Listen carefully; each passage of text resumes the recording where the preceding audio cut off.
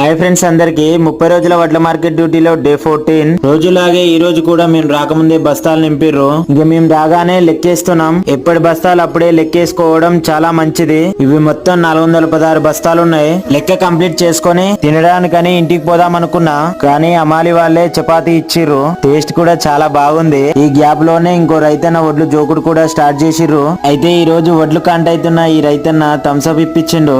Market లో work చేస్తే అప్పుడప్పుడు ఇలాంటి చిల్లయ్యే బెనిఫిట్స్ కూడా ఉంటాయి. థమ్స్అప్ ఇప్పించిన రైతన్న వడ్లు 306 బస్తాలు, అలాగే మిగతా రైతులతో కలిపి ఈ లారీలో 974 బస్తాలు ఎక్కినాయి. బస్తాలన్నీ పాతవి కావటం వల్ల పొక్కలు పడి లారీలోనే చాలా ఎక్కువ వడ్లు పోవటం వల్ల అన్లోడింగ్ పాయింట్ లో ఊకడానికి అమాలి వాళ్ళు డబ్బులు అడుగుతున్నారంట.